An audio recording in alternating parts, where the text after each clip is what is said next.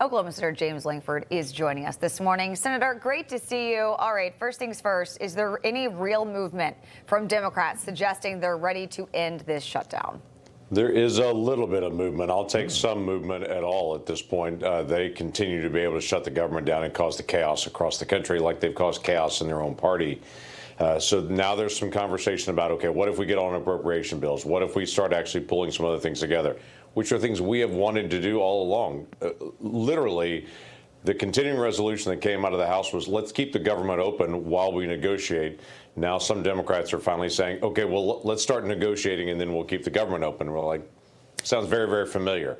So we're hopeful that in the next 48 hours we might have some breakthrough. I'm hopeful most often, because I'm an optimistic person anyway, civilian federal workers are not going to get paid this Friday. Military members are not going to get paid next Wednesday. We're now at a critical moment. The president is using tariff dollars to be able to prop up the women, infants, and children fund that's out there. IRS agents have been furloughed, so people aren't answering the phone over at the IRS. I mean, there's all kinds of issues that are all around the country right now. It is time for Democrats to finally come on board and to say, okay, let's keep the government open. This is ridiculous. Yeah, it's been reported that multiple off-ramps have been offered to Democrats here, and possibly even to extend some of the Obamacare subsidies, but not until they reopen the government. Are you getting any sense that Democrats are getting on board with any of these plans to just get this thing open again? I would expect at the end of the day, Chuck Schumer, whatever happens among Democrats in the Senate, Chuck Schumer will still vote against it. He has dug in and is trying to be able to appease a very far left progressive base that has been after him because he's not been fighting enough against Trump.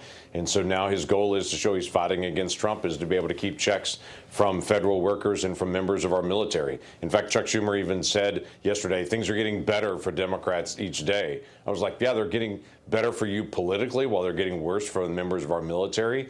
That again, just frames exactly what's going on in this political fight. Yeah, it's wild. And as you can imagine, we've talked a lot about this shutdown with a lot of your colleagues, both in the House and Senate, over the last few weeks. They're not sure when this shutdown might end, but they've mentioned the nationwide No Kings protest that's set for October 18th. So is all of this just theatrics to galvanize the radical Democrat base leading up to these protests? What's the goal for Democrats here?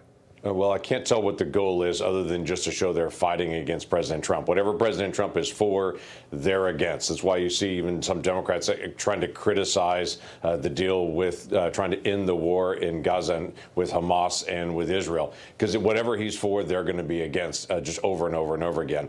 The No Kings rally, I've asked the very simple question. If your goal is to keep it closed until the No Kings rally happens and all the progressives come to Washington, D.C. and protest, then when are you going to open the government after that? Are you going to try to keep it closed for 18 days at that point and then suddenly pop it back open? It doesn't make any sense to real Americans that are not looking through some activist leftist lens. They're just looking at it with their own paychecks, their families, the people down the street that they know that are federal employees, or they're trying to call a federal office and to be able to get a permit and they can't get it. And they understand this is all about the left trying to be able to appease their activist base. Yeah, absolutely. So, Senator, I want to shift gears now, talk about the first phase of the Trump-brokered Gaza peace deal that's now in motion. And just get your reaction to the president's success so far of actually maybe getting peace in the Middle East.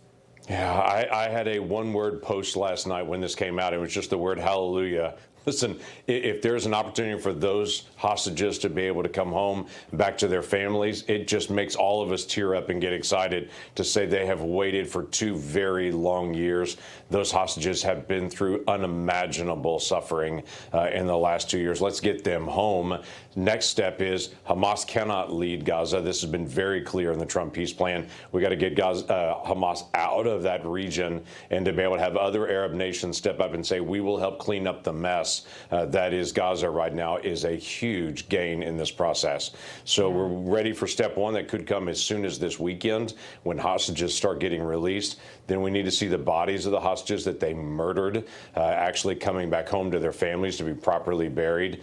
So there are multiple steps that are here, but I'm so ready for step 1 for this weekend to see some of those hostages get out of that captivity. Yeah, many of us feeling your sentiments. Hallelujah that this is finally happening. All right, Senator James Lankford, great to see you this morning. Thank you. You bet. Good to see you all again. Information. Truth is freedom. Is Newsmax. It's real news for real people.